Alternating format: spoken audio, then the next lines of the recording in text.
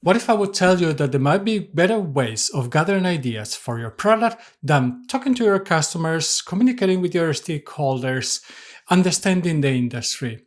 Today, let's go through some unconventional ways of gathering ideas for your product that are going to help you to be more innovative than the rest of your competitors. So, one of my favorite ways to gather ideas for new products is to think outside the box, to stop thinking about what my product necessarily is doing, the problems that it's addressing, and how it's solving those problems, and even ignoring what the competitors are doing, but thinking about how other products, which potentially and hopefully are more modern or they are more advanced in the ways that they are solving problems, they are solving problems in relatively similar areas. So how can I take advantage of it? A very obvious one would be to think how payments are done, for example, in certain products, which is very easy, and you can just do it basically with one tap or just connecting directly to your bank or your online bank and doing the transfer automatically. That's a fairly obvious one, but there's other things like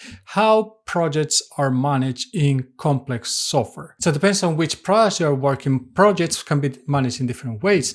And many times the ways that the products manage those projects makes that the software is pretty slow, and all the products in this area might be very slow. But there might be other ideas that you can pick on. So for example, if you are building instructions of how to build a house, you potentially have seen how those might be done, and those are fairly complex projects. But think about how, for example, IKEA is doing it, or think, for example, how Lego is doing it, where it's a much more simplified, a much more, of course, they focus more on some kind of gamification. And yes, complex projects are going to be difficult to get there, but there are ideas there that could be taken into those products to make that experience of building and assembling products easier. I've also taken ideas from other products which were managing complex projects where there are lots of files, lots of resources that you had to load. And many times in the different products I was working, all those resources were loaded in one go. But just thinking how, well, you don't need to load everything at one go. Maybe you can allow that visibility or that possibility of loading the products or the projects and the files when the user needs them. This, of course, will have to have implications, and you have to think how to do it in a way that really will work for your customers. Another way that I like to gather ideas is to think more about the future, and not necessarily the future that we foresee. Sometimes that's difficult to do, but think about the amount of movies, books, different sci-fi, even TV shows you have seen over all these years.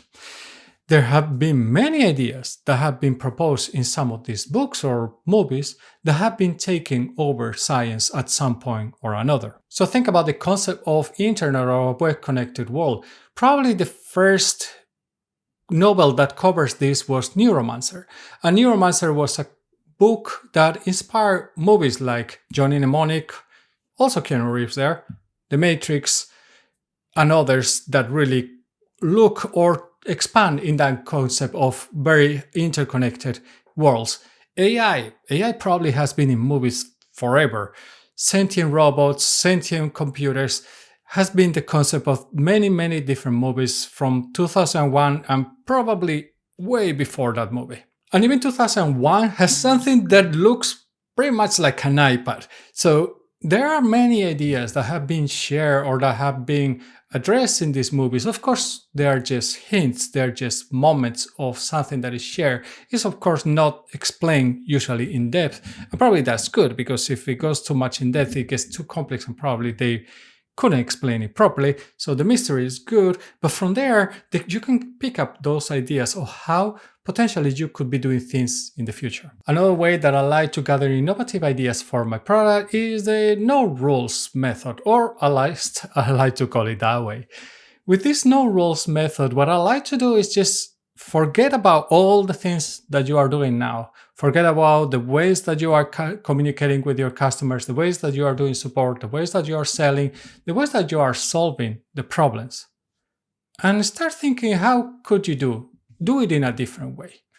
Think if there would not be those rules, what do you think it would be a good way of doing these processes? And yes, sometimes these are going to be related to the actual product, and sometimes they're going to be related more to the go-to-market activity. So what I was saying, customer support, for example, sales, and so on. Being able to do this is going to get you rid of all these restrictions that we put ourselves into, because those are the processes that we have. And yes, if you go this direction, probably you're going to change processes. Changing processes is probably one of the toughest things to do in a company and in a product, but it's going to give you a new idea of potentially where your products could be going into the future. You can equiparate this method to thinking about, what if my product is getting obsolete and it would be replaced by a new product? What that product would be, how that would look like. This is something that you could think. That's a very healthy exercise to do every now and then with your products, because it's going to put you in a different position, in a different mindset. And just thinking about all these different aspects is going to help you potentially finding those new technologies, those new approaches that you could be taking within your product that are going to help you innovate and are going to help you differentiate yourself from your competitors. If you enjoyed the video, please give it a like. YouTube is probably suggesting a video here to you that probably, if you enjoyed this one, you will like it as well. I will see you in the next one. And remember, stay safe.